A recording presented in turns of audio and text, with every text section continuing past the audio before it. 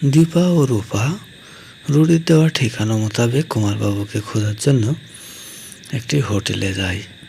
সেখানে গিয়ে কুমারবাবুর কথা জিজ্ঞাসা করতে চাইলে হোটেলের ম্যানেজার কিছুতেই দীপা ও রূপাকে তথ্য দিতে চায় না। তখন দীপা বাধ্য হয়ে ম্যানেজারের অনুমতি ছাড়াই রুডির দেওয়া ঠিকানা মোতাবেক কুমারবাবু যে রুমে থাকে সে রুমের সামনে গিয়ে দরজায় ঠোকা দিতে থাকে। দীপা যখন বারবার দরজায় কড়া নাড়ে তখন কুমারবাবু ভাবে যে সময় আবার কে এলো। তারপরে কুমারবাবু চায় যে দরজাটা খুলে দেখা করতে, কিন্তু কুমার ভাবে যে না, সাবধানের মান নেই। তাই সাবধানতা অবলম্বন করে কুমার একটা গামছা নিয়ে সতর্কতার সাথে দরজা খুলে দেখে যে দীপা।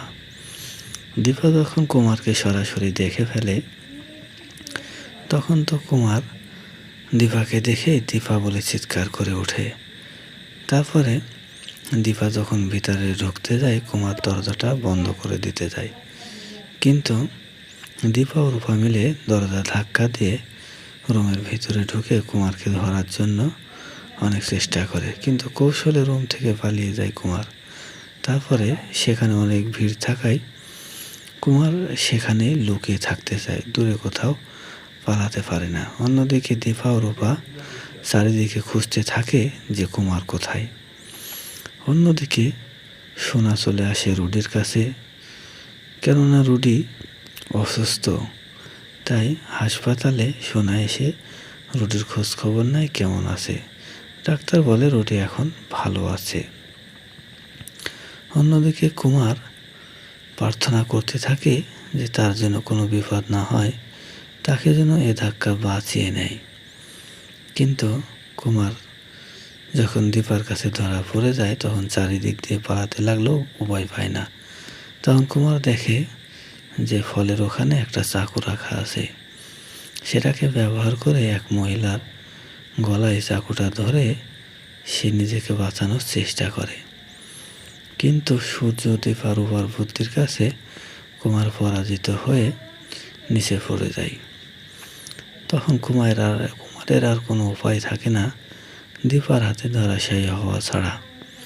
তখন তো দীপা কুমারকে আঘাত করে শেষ করে দিতে চাইলে রূপা বলে, মা তুমি আইন নিজের হাতে তুলে নিও না। অন্যদিকে কুমার বুঝে নেয় যে তার পালানোর কোনো আর পথ নেই, তাকে এবার দীপার হাতে শেষ হতেই হবে। আর সেখানে পুলিশও চলে এসেছে। কি করবে কুমার যখন কোনো বুদ্ধি খুঁজে পায় না তখন কুমার সিদ্ধান্ত নেয় কুমার সবার সামনে নিজেই নিজেকে শেষ করে দেবে, তবু সে কারো হাতে পরাজিত হবে না। অন্যদিকে পুলিশ যখন কুমারকে ধরতে যায় তখন কুমার সেই চাকুটা দিয়ে নিজেই নিজেকে শেষ করে দেয়। এটা দেখে রূপা তো চিৎকার করে ওঠে, কুমার এটা কি করলো। অন্যদিকে কুমার বলে যে আমি নিজেই নিজেকে শেষ করে দিলাম। অনেক লোকের ভিড়ে আড়াল থেকে সবটা দেখতে থাকে কুমারবাবুর মেয়ে কুন্তলা কুমার, কিন্তু কুন্তলা কুমার প্রকাশ্যে আসতে পারে না, কেননা সে ধরা পড়ে গিয়েছে। অন্যদিকে সূর্য দীপা রূপা মিলে কুমারবাবুকে চিরতরে শেষ করে দেয়। এতে প্রতিহিংসায় জ্বলে ওঠে কুন্তলা কুমার বলে, বাবা তুমি বেঁচে থাকতে আমি তোমাকে দেখাতে পারিনি, প্রতিশোধ নিতে পারিনি, কিন্তু এবার আমাদের রক্ত যেমন আলাদা করে দিয়েছে সেনগুপ্ত বাড়ির সবার রক্ত আলাদা করে দেব, সবাইকে পথে বসিয়ে সারব বলে কুন্তলা কুমার তার বাবার রক্ত নিয়ে শপথ করে। অন্যদিকে রুডিকে বিশ্বাস করতে শুরু করেছে সোনার সাথে সাথে উর্মি ও সূর্যের কাকিয়ার ভারী বুদ্ধি নেই, তাই তো দীপা তাদেরকে বড় কোনো দায়িত্ব দিতে চায় না। রুডি যে নাটক করে এসেছে, রুডির নাটক সোনা উর্মি সূর্যের কাকিয়া তারা কেউই বুঝতে পারে না, তারা বারবার ভুলই করে। তাই সূর্যকে রুডির ব্যাপারে বলতে থাকে সূর্যের কাকিয়া, কিন্তু সূর্য তো খুব ভালো করেই বুঝতে পারে যে রুডি কোনো চক্রান্ত নিয়ে সেভাবে নাটক সেজে এসেছে।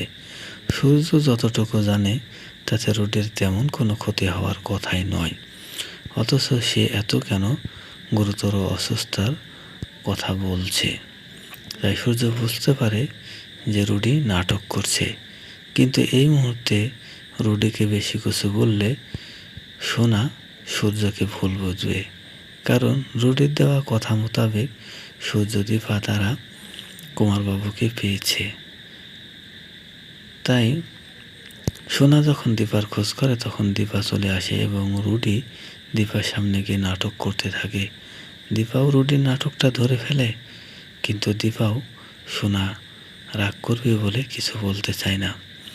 অন্যদিকে কৃষ্ণ এসে বলে যে আমাদের বাসাতে নেই কেউ। রুডি মনে মনে ভাবতে থাকে নতুন করে খেলা শুরু করব, সেনগুপ্ত বাড়ির সবাইকে উপযুক্ত শিক্ষা দিয়ে দেব।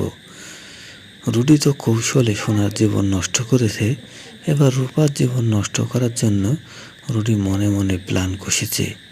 কিন্তু রূপার জীবন নষ্ট করতে গেলে তার ফল যে ভালো হবে না। রূপা যে প্রতিবাদী মেয়ে, দীপার কাছ থেকে প্রতিবাদ করা শিখেছে, তাই রুডির পরিণাম খুবই খারাপ হবে সেটা সোনা ভালোই জানে।